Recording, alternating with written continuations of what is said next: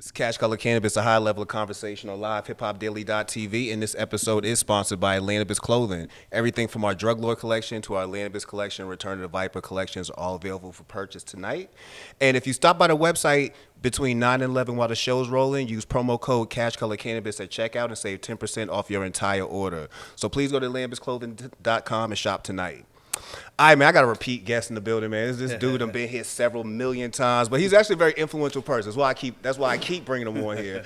Whenever I have questions, this is a guy I come to, especially when we have questions about legislative issues. We have questions about medical marijuana in Georgia. We want to talk about mayoral races. This is the activist. This is the community engagement guy I come to, and that's my guy, Chris Brown. What's up, Brown? Man, what's going on, King? Man, for one, you overdressed me. Like, I feel like the minute I saw you come up outside, I was like, bro, what you doing, man? Like, give me a heads up. Man, we working, man. I could have came suited up too, man. Look, we gotta get you out here on the road with us, man. You got me. Yeah, shit, man. Listen, man. I told you I'm done with my street work and them works. That days is over. Now I use my activism behind this microphone. Yes. I'm done door knocking. I'm done doing all that, man. Unless it's a good cause. Like if you was running for mayor and you said I need some doors knocked, I'm out there for you. Out there. I'm out there for you. 4 years from now, we might consider that. Hey, man. Hey, look. We got to talk about that, man, because I love to be lieutenant. I love to be something, man. Let me be a second. Nah. Let me be up in here.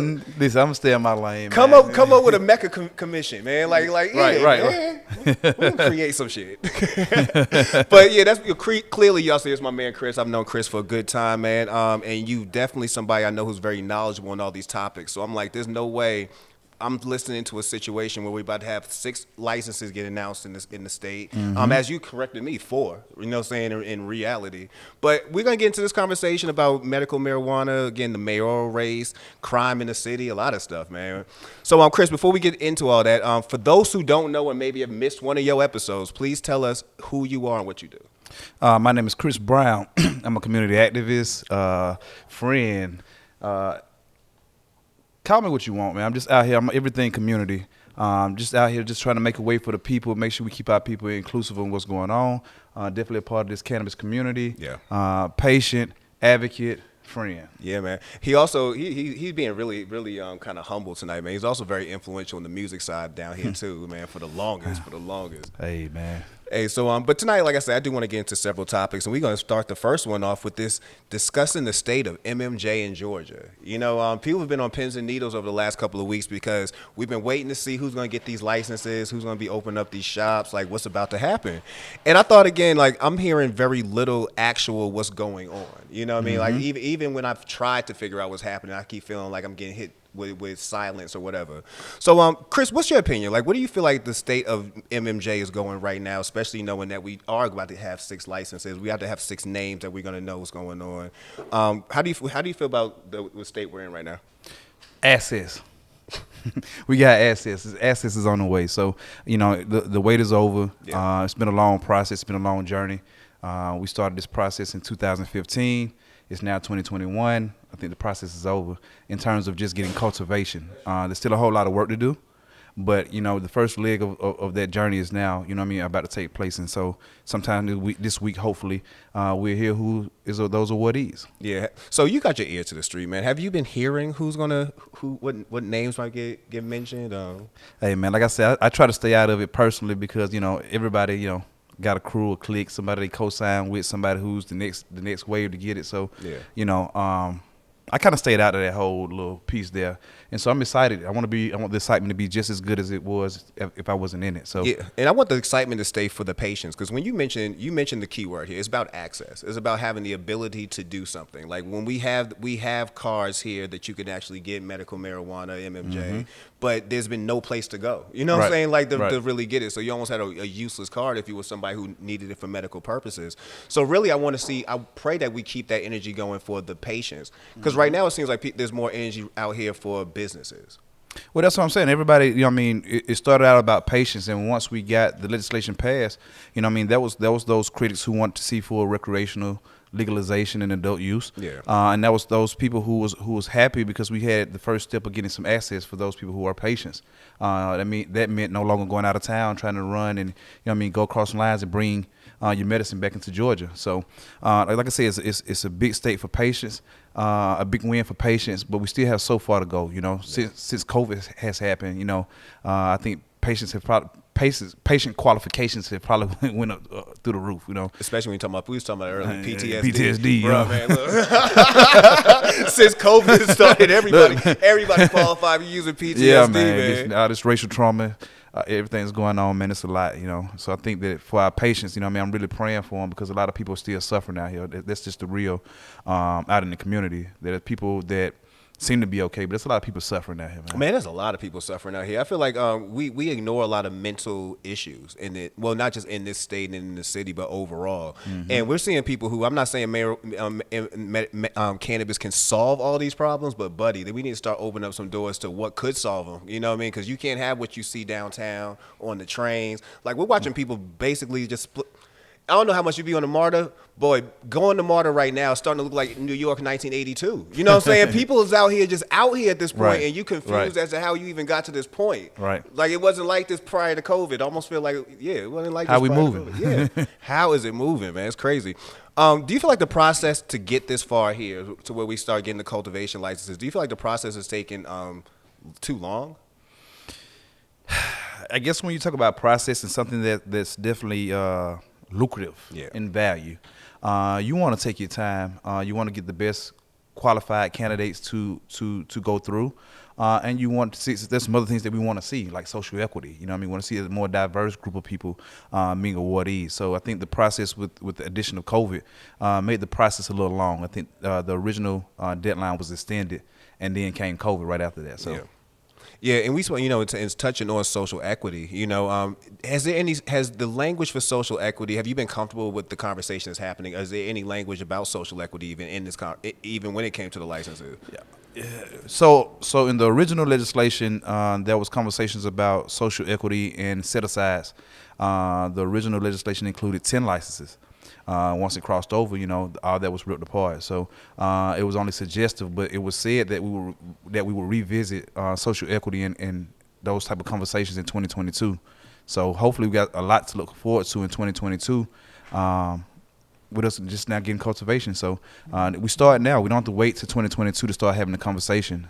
It's a group of people that of light minds start to come together to try to formulate a compassion act for Georgia. You definitely need to be in that conversation because it's about educating ourselves about what's going on, what we want to see. It's about planning. It's about understanding people that are patients, understanding that there are qualified conditions that they can become educated on. Mm-hmm. We didn't see a lot of physicians, you know what I mean, in terms of people knowing how to go to physicians and get a card and get registered. So we still have a ways to go. But I think, again, we're going in the right direction. Everybody's definitely on everybody's radar right now. My phone has definitely been hot. Being a person that was on the ground trying to get people on board a couple of years ago, those same people saying, man, you said it, man, we didn't think so. Man, God, what's going on? What I need to do? Yeah. Yeah, well, right now, and I'm glad you mentioned that as well. It's really a good time to really crank up the education part. You know what I mean? Because between patients and doctors primarily, you know, aside from Dr. Hodge, I can't name another doctor who Shout out Dr. Hodge. Yeah, who'd even have a conversation, which I can't name another one. And excuse me, Dr. Felicia as well. You know, I can't name other than those two. Mm-hmm. So we really need to get the conversation ramped up as far as educating patients on now you can do this. No, for real. Now you can do this. You can go to these doctors. Yeah, but we have to do that because I think there's even language that kind of prohibit them from advertising in such a way. So it's one of those conversations where community got to really drive the conversation, especially the black community, those who have already been disproportionately affected by it, you know what I mean, which is, ultimately how we got Morehouse School of Medicine, which is to advocate for black doctors and the black families and our black needs, you know what I mean? So, again, we out here suffering. Black lives do matter. All lives matter, but all lives can't matter unless black lives matter. And we have to start taking care of ourselves. It's time to start the healing process and start moving forward.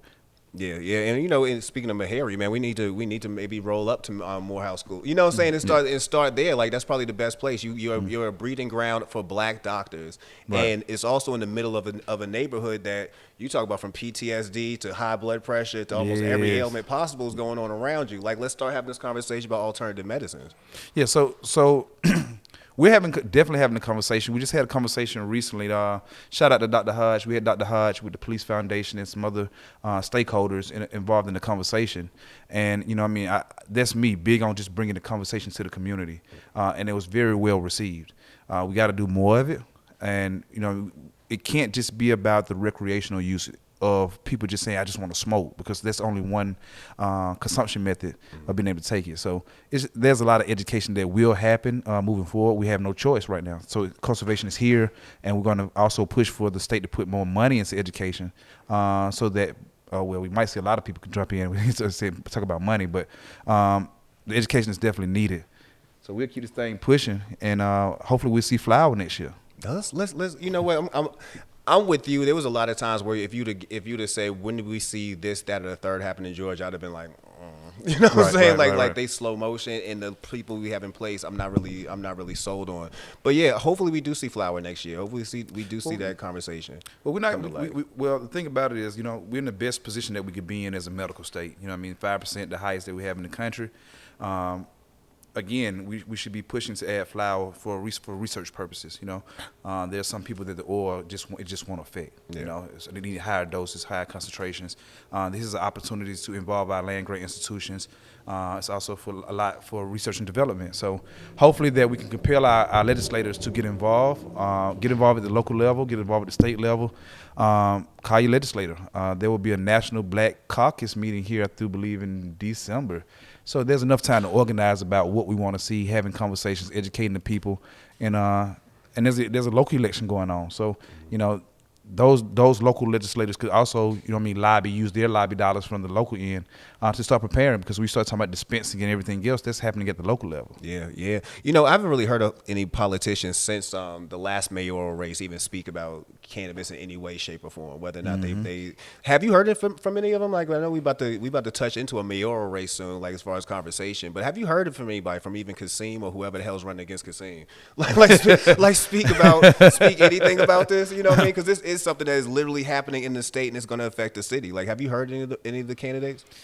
I haven't personally. I think it kind of fell by the wayside. I hadn't heard that in a couple of years now. Yeah. Other than other municipalities trying to start the conversation, like Johns Creek. I have heard from South Fulton. They wanted to kind of put a commission together, but there needs to be more progressive conversation around the topic. So yeah, man. So let's roll into the mayoral race. We was lightweight joking. I'm not gonna give y'all my full opinion about. It's not even specifically about Kasim Reed. It's just about how people in Atlanta actually pick people. But Kasim Reed's running for mayor again. I thought that was hilarious when I first heard it. Actually, I thought it was a joke. When I first seriously, like, I'm gonna say this out loud on my show. I thought it was a joke. I thought it was straight up a joke. I'm like, why would he do this again? Like, bro, you barely won last time. Like Mary Norwood almost like clipped you up. Hey, why man. are we doing this again? But right now he's running again. I don't even know who's running against him. I think it's another 12 people we got to figure out over the time. Right. Like, how do you feel about the mayoral race, man? Are you excited? Are you intrigued like I am about who the hell is even going to be running? Like, who are we going to wake up in November? Whenever and see a new mayor. I'm kind of concerned. You know what I mean? Ultimately, 2017, we were sitting right here having the same conversation when we had an overcrowded mayoral race, and the whole city council ran, dog. and we lost half the city council. The whole city council, right? And so now the other half is at stake right now. So it's just interesting. Coming out of COVID for me, I got a chance to see a lot of pieces. You get a chance to see the real leadership, like who's really leading, who's able to lead during this crisis, and who's just going to be followers. Who's making the real decisions? Who out there with the people? So it's going to be interesting as a lot of people have put their bid in for mayor since Keisha decided that she wasn't going to run. With Kasim running, it puts you back in the mind of Maynard Jackson. Maynard Jackson was our only 3-time mayor, and for Keisha to be a homegrown mayor, she was only a 1-term mayor, which is very different. Yeah. So she volunteered for that too. Like, she could have ran again. Right. So that's what I'm saying. That's what makes history interesting at this point in this cycle, is that history kind of repeats itself, but this is a new history because we always had 2-term mayors. Yeah. So we have a 1-term mayor, which happened to be the first homegrown mayor. So it's very interesting. Kasim put his bid in, and it sucked the air out. The whole room. That's why I thought it was a joke. I'm like, bro, you can't be serious, man. What's your opinion about Kasim? Because I know we had spoke about it again off air. Do you feel like Kasim would be a solid choice to move into the position of mayor going forward? I can say this part is that I was working for the city back when he became mayor. I had just started working with the union. I just left the city, started working with the union, and at the time, we was in a deficit. We was in the red. We had several layoffs. I also being a victim of that layoff, And so I also saw that a mayor that was able to bring the reserves and to be healthy. It's a lot that went into it, pension reforms and a lot of other things that went into it. But what I can say is that things did get better. We got this cloud that came over City Hall with the corruption piece. But overall, we don't have an indictment yet. So, and I ain't gonna say yet because I'm not gonna put it on them. But I would think with the feds, you would think that you have an indictment by now because it's typically how they work. So I don't know. It's like I said again, it's very interesting looking at the landscape of the mayoral race, just the mayoral race by itself. We got a lot of great candidates. We got another cloud that's over that race. With another indictment type of situation. But I think that, again, there's a lot of great candidates. There's a lot of great energy. I think that people will get a chance to show if they can lead or not, because some people saying wait till I get in there, but I think I see people out here hitting the ground hard, trying to give their pieces. And a lot of these people are also council members. So I think we got, three council members that's running for mayor? That's different from last time because, like I said, they all jumped up and said we running, like all at one time, raised their hand last time. You mentioned being a leader and what that entails.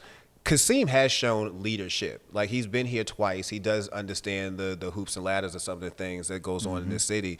And one thing that's concerning a lot of people that I feel like he might be the person who could win based on this is the crime levels raising in the city, primarily in Buckhead. Like I'm watching people in Buckhead like really flip the fuck out. Seriously, I'm watching people in Buckhead flip the fuck out about what's going on. He's the type of person I feel like could come into a place and make people feel at least comfortable. I don't know if he could solve the problem, but at least make people feel comfortable. How do you feel about just not just Kasim, I guess, but this next mayoral race, one of the things is going to be the crime in the city. Like, how do you feel like a mayoral candidate should tackle that right now? Like, how should their stance be? Well, for me, it's all about community. So you have to bring the people together. And me personally, I'm looking for a leader that can bring the people together, and having representation of all your stakeholders, and having a meeting of the minds, because it's going to take that buy-in for whatever plan you have, and so it's about having the people at the table. It's about understanding what some of the problems are and what's also some of the solutions. We're actually reviewing now criminal justice reforms here in Atlanta, which I would say is probably one of the most progressive in the country right now. We don't give ourselves enough credit. Crime is up across the country. We have to address it, but I don't think that people are responding to policy, because our people, we're having these little spats with council and the executive branch, and we're not making decisions. We don't see that form. I don't see that form of leadership where I'm saying that anybody just stands out and says, that's my guy. So I think with Kasim jumping in, like I say again, he sucked the air out. Of course, with the name recognition, understanding he was our last mayor. It was just only 4 years ago. It's going to be interesting. We got about 90 more days, and you got an opportunity to weigh in. So I tell people, get involved, be an educated voter. Find out what the platform is. Find out what the plan is. Yeah. Do you feel like Do you feel like the crime in the city? Like, there's definitely been a conversation. I'm jokingly saying Buck has been going crazy, but it's been a lot happening. You see it on the news every day. Do you feel like that's what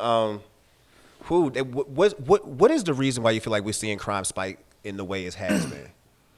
Well, if I read the CDC reports as I did last year, we knew that with COVID, that crime and mental health and domestic violence would increase, according to those reports. And that was the last report in 2017. Part of the problem, in my opinion, is that the community. So there's a document. It's called the Community Response to Mitigating the Pandemic. The lack of community engagement and involvement to policy and how we govern ourselves is also partially to blame. Because we kind of at a battle about crime versus what we're allowed to do versus what we can do, and we kind of seen that a few months ago with the governor's office and the mayor's office was on two different pages, and so again, it's about the people who has to endure this, who has to come up with these plans, and so we have to do a better job of being on the same page. I think that everybody's kind of on this side and left side, and so the crime among teenagers, crimes of opportunity, we've seen a high spike in, come to us failing to address certain issues, which again, you have to have all the stakeholders involved. I've seen the activism side of things intensify, especially in the city. not so much in the state and almost not at all in in public schools. So when you talk about stakeholders in public schools, we have to be together on how we address that population, because we know we have learning loss that's happened during COVID. We know that the disparate access to technology is there. There's a lot of issues that's compounded at the community level that we got to address. Yeah. You know, and speaking of COVID, I feel like that's another thing, that whoever's going to become mayor is going to walk into a ton of problems that are unique. And a lot of them are based on COVID. Like you mentioned, mental health issues. Now you're having a lot of crime of opportunity. People are lacking a lot of resources, from unemployment funds cut off to you still can't get necessarily a job. You know what I mean? Like you're walking into a place that's brand new, man. Like, do you feel like that most of the candidates are even looking at it from that perspective? Like, this isn't a typical situation you're walking into anymore. Well, that's kind of why you have to be grounded with the community. You know what I mean? You got to really go to the root causes of a lot of situations, and you got to know the people. And there's, again, some of the things is not what we haven't already seen before. We've actually loosened a lot of laws. So you see Buckhead and other people talk about how people can go to jail and get right back out. But then we also in a spat between whether we let Fulton County utilize the jail for quality of life, so that people could actually have a decent quality of life while being incarcerated, whether we utilize the jail facility or not. We really got to start having real conversations and making real decisions. I think the activist community has definitely applied pressure, you know what I mean, which was to agitate and to push for what we want to see. A lot of trigger words and emotions have come out of this. You know what I mean? There are trigger words when you say Black Lives Matter. There's a trigger words when you say defund the police. We all know what it means. We all understand it. But we're not on the same page with what it really means, and every conversation may be a little different. Yeah. So, Especially defund the police, man. Defund the police can go from anything from we're just going to remove funds to people want to eradicate the police altogether and just come up with another plan. Like, you're right. Like, it's literally, we have to come up with people have to sit down and come up with a consensus on what these things mean. Right. Yeah. And it's crazy. We speaking of the police right now, that's another hot button topic. You know, people are really not. I mean, we haven't been fans of police ever, but right. being a cop right now has to be one of the hardest gigs. And I know I've spoken down about police in a lot of different ways, but people do know I do respect police officers. Like, I understand the job that you have to work. What do you feel about? How do you feel about policing right now? Like, definitely we need to make some changes, but how do we make some concrete changes where I guess it benefits the community and benefits the police itself? Because we still need these people out here like policing your neighborhoods, but you need to figure out a way that, you know, you're not killing me just because I tripped or I coughed during the wrong time. They say conversation rule the nation. So, you know what I mean, there has to be more conversation around policing and what could it possibly look like, understanding to know the person behind the badge. Yeah. Somebody calling you right now like, man, look, I got a different opinion. Right this second. Right. So in terms of that piece, it's just having the conversations, and there's legislation that's actually doing a feasibility study on what it could look like to reorganize the police department. It's public safety and wellness. So looking at the mental health aspect, the wraparound service aspect, the operational departmentalized aspect, how can we make better use of our civilian population, not always being over-policed by somebody who's got a gun and a badge. So that's a conversation. And so they're doing a feasibility study on what that could possibly look like. I think it's going to be a great opportunity, making sure that the community is also involved. And in my role as public safety chair of Atlanta Planning Advisory Board, we've had a lot of conversations around just public safety. Like, we're meeting almost every week. The community needs some training and education as well. Some civic education around what to do, how to do it. If you caught in these scenarios, like, we have the Citizen Review Board. And so that's also a place of being able to have mediation. You know, if you got into it with a police officer, that you could go report that cop. You know what I mean? I think the culture of policing and the culture of community, we don't push it as far, you know. We push it while we're in that emotion. Exactly. We're in an emotional state right now. People act way more off emotions, and when you start acting on emotions, it's so hard to slow down and get into the common sense side of things. Right. Yeah, so I mean, I'm not an anti-cop, even though I don't fuck with them. You know what I'm saying? I literally understand the role of the position. I feel like cops and teachers are these are two most important things in your community, and both of them I feel like aren't even fairly compensated. Like I don't feel either one of them, a teacher nor a police officer. Like we got to figure out ways to really get, which is why you don't get qualified teachers or police officers. So compensation is one word, but value is another. Yeah. So that value. So we have some of the highest paid teachers. So I heard in the city of Atlanta. But you know what I mean, to have that value of education. You know what I mean. Sometimes it's not just about the money. I watch teachers go put their own money into the kids, and it's about the school climate. It's about the community climate. It's about being able to be as one to help that kid be the best the kid that they can be. I think we're all products of great education and great leaders and great educators. Yeah. Especially if they came out of black educators in Atlanta and Atlanta public schools. We came from a place where we wasn't supposed to, you know what I mean, even supposed to be reading and doing these things. But yet we have the AUC. Where we reinvested into ourselves, and we're just going through a point in time where we have to do the same thing. You know what I mean? We're reconstructing an era of time where there's a lot of opportunity. Yeah. How do you feel about the new look of Atlanta? You know, you can go from city to city, especially some of the historic neighborhoods that you know, and you're seeing a lot of different change, whether it be new houses, some HGTV houses popping up to condos popping up, things that are making people feel uncomfortable in their own spaces sometimes. Right. How do you feel about what you're seeing in new Atlanta?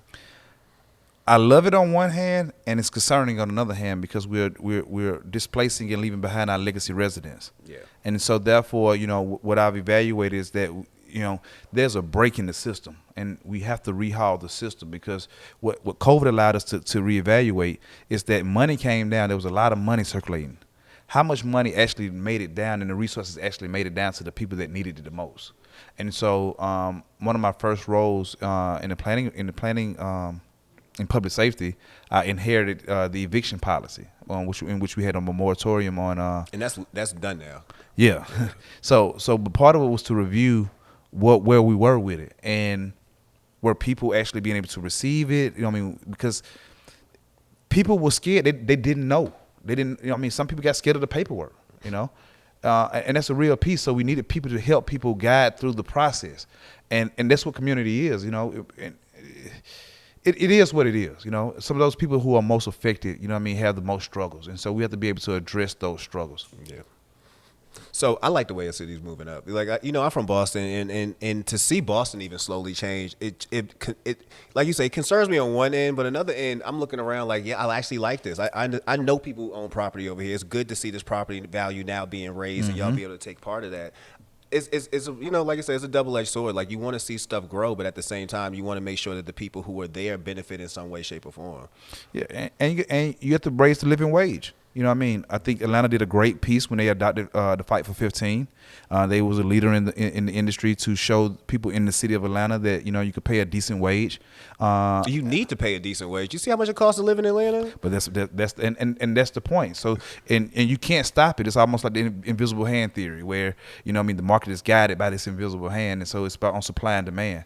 And so therefore you can't control it unless you got good policy. Yeah. And so I've seen challenges in people making good policy, you know, for several different reasons, but we have to evaluate it and address it. So hopefully the new mayor and the new council as well, because it's not just a mayor that's running. Often the mayoral races has overshadowed those council positions and the school board. Always, man. You know, we're always going to talk about the thing that's most sexiest. You know what I mean? And you'll ignore a lot of the things that really impact your personal day-to-day lives, like you say, school board and shit like that. So I'm not shocked. You know what I mean? Like, again, especially when you have a big name such as Kasim Reed, like you say, sucks the whole air out the room. We're having more conversation about whether or not you want to see him in office again than what else is down the ticket. Like, you know what I'm saying? Like, we're having more conversations about that. Hey, so again, Atlanta's in a reactionary state. So to your point, we start having conversations about different issues in public safety, right? And I'm watching the distractions happen. I know how much I have to put in to keep up with what's going on. So people are like, oh, they ain't tell us about that. Like, but they did. And I did too. But, you know, but I'm saying, though, it's finna happen. And we're in that reactionary state. So I want to see our candidates that's running be more sensitive to the community and understanding that we have a system that can benefit off of their involvement and engagement in looking at how the system affects policy and how it amplifies the voice. Yeah. Also, as community, you know, we sometimes leverage the same thing as power. And sometimes we block ourselves from those opportunities that are happening. So, you know what I mean, if I said I don't want to see it happen per se, you know what I mean, that's the end all be all when there was a lot of opportunity. There's a meeting in the middle. So hopefully there'll be opportunities more for mediation and having recourse so that we could do more conflict resolution oriented type conversations when we have these disputes. What's the opportunity we're gonna see of you running for office again? Ooh. I get calls. I mean, to be honest, I've gotten calls all year mostly. You know what I mean? I said I was gonna run. I didn't know if I wanted to run.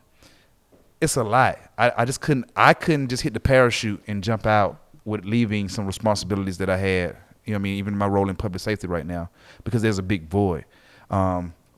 There's some consideration, man. I'm not even sure, man. It's whatever the people want, you know. Because again, the people going to choose you, you know. The money, being able to raise the money, you know what I mean? Again, it's a big race out here. It's a lot of folks running. We're going to see. I can't answer that straight off, but definitely, you know, the issues will be at the forefront. So if I have to use that platform to elevate the issues, hopefully people like America going to jump behind me and say, listen, it's time to round up the troops. Oh, bro, you already know I would, man. Yeah. You already know I cause a commotion. Well, there it is, and hopefully everybody that's in here. I'll shake a table. Bro. So we got time. So, you know, there's a lot of people running right now. I want to evaluate the landscape, which is what I've been doing in the last few days, but just because it's been a lot of the conversation. And so people have been saying from the community end that we need to be bringing some of the candidates to our platform to have conversation. Yeah, I mean, all of them. Like, I remember even, like, what was it, when the Kwanzaa Halls and the Vincent Forest, we had, like, 3 of them come down here. Like, it was a very different atmosphere, I feel like, at the time, man. They was really trying to be... I feel like people were really trying to touch people at that point. I'm not seeing that right now. And it might be because of COVID. You know, people are kind of nervous about going places. But I'm just seeing, you know what I mean? I'm not seeing no real outreach. I'm not seeing no real people come out into the city and actually be places other than the cool, trendy place you're supposed to be at. Like, I can see you at a ball. I'll see you at, you know what I'm saying? Like, right. But I don't see you somewhere having these real conversations. Like, no matter how you feel about Kwanzaa, I watch Kwanzaa go from every independent station, every independent studio in this city to talk about decriminalizing, like having little round tables. Like, that's real personal to people. It's different than just you sitting on the camera and saying, I'll do this, and then, you know what I'm saying? So I would love to see more politicians actually do get out there and actually reach out to people like us and have these kind of conversation on these levels. Well, we're gonna do it. We're gonna go a step further, and we're gonna reach out to them. And that's what I'm saying. We have to create these platforms and say, you know what, this is our issue, and we're gonna own this issue, and this is our platform. And you want our vote, and you want our listeners, and you want our viewers, and we want to know your position. And I think that more people who have a platform should be more involved, and there should be more civic engagement and civic opportunities to have these type of conversations. So I challenge you, Melka, you know what I mean, to open up. Let's put our head together. I assist, you know what I mean, just to be able to have the conversation because it's much needed. Because you're right. It's 90 days coming up, man. We need to start dragging some of these politicians back down here. So let's put our heads together and figure out something and start getting some of these people to actually talk to us about what's going on and how we feel. We need to have the Cash Color Cannabis Town Hall. Oh, everybody got quiet. We could do it. As y'all know, Cash Color Cannabis started as a live conversation. Like, we was down at the OnDemand agency. Like, we can do that. I'd love to do it, man, because I'm all for the conversation. I'm pro Atlanta. Like, I'm not from Atlanta, you know what I'm saying? But I'm definitely want to see the Atlanta continue to grow in the way it can grow. And I'm all Atlanta, brother. I know you are, bro. Look, down to my socks. I see, man. That boy got Outcast socks on, man. Boy got Outcast socks on. You laid it down to the socks. Hey, man. I'm a transplant, man, but I'm definitely knee deep involved here. I pay taxes, you know what I'm saying? I care, you know what I mean? So I definitely let it put on a town hall if possible. Yeah, so I'm gonna help you do it. Whatever. The Cash Color Cannabis Town Hall. Look at Joe. Joe ready for it already. Look at him. You done pulled up like this. Look, he took 10 steps forward, didn't he? You need me right I'm now? on deck. Yeah, what's up? Town Hall. That's what's up, man. Chris, what you do when you're not helping with the planning advisory board, when you're not out here being in community service? Like, what do you actually do? Like, is there any time you turn down? It's my life, dog. I'm gonna be honest. You know, I kind of gave a sacrifice to certain pieces. I found my way, you know, and I'm at a point now where I've learned a lot. I've engaged a lot of people, and so now I want to see how we can make more leaders. These young folks, man, these kids out here, we omit them a lot, man. We got to be able to find a way to engage them in all those type of conversations. Yeah. And that's been one of the things I've planted myself in the community is to see how can I make more products like myself. Because I easily could have went left. Yeah. And I've got a lot of friends that went left. And I still help friends that went left that now want to go right. This cannabis conversation is going to help people who want to come out of the black market to come, you know what I mean, to come to the legal market. There's opportunity. So we talked about that, about you coming down to the pop-up and start passing out information. You know, these pop-ups, man, passing out some information. Hey, man, listen, it is what it is. You got to be with the people, man. So in my spare time, I just like to build my family, man. Like I'm really family oriented. I love family. Everything in community is family to me. So family is not always blood. Yeah. And so I look at you as family. So again, this is just a Atlanta way, man. Until we able to get the city where we need to be, you know. I'm here in the trenches, you know what I mean, in the gaps, filling in the gaps, pulling people up to fill in the gaps with us. Chris, man, I appreciate you coming through. You always fill in some gaps over here whenever we have questions and then people shooting notes like, yo, so what's going on? What's going on? I'm like, I know somebody could talk about this, man. Chris, I appreciate you coming through. I like that town hall idea, man. We have to put that into motion, man. Hey, listen, man, if we ain't did anything else, we're going to get this flower. Because we need it. We have people that need it. There's a lot of education that needs to happen. You know what I mean? I'm sure people tired of getting the terpene spray on your CBD. I know you're getting tired of getting, I mean, what is this? Listen, I'm just going to keep it real, you know. The terpene spray on there's some real patients out here that really need this medicine out here. So, yeah. Let's advocate, man. You know what I mean, if this is what we're doing, let's take 10 toes down and vote, man. Voting is the way out. I know they say voting is in everything, but we wouldn't be under attack right now if voting wasn't a big issue. Bro, you talk about what wasn't a big issue, man. They passing whole laws to make it an issue. So yeah, it was something. So what I'm saying is, for every one they took, we need to get 10 more. These voting laws ain't stopping Nathaniel. We got the cheat code, is what they say. It's the algorithm or whatever you want to call it, because ain't nobody cheating. People just turning out. Yeah. People tired of saying the same old thing, you know. Yeah. And you can call it what you want, but get out there and vote your issue, man. Get educated, be an informed voter. Get involved. Join an organization. Read, Google. You know, it's out there. But November 2nd, get out there and vote, man. Vote, register. You got to be registered to vote. They purged a lot of people this year. Yeah, make sure you're not purged.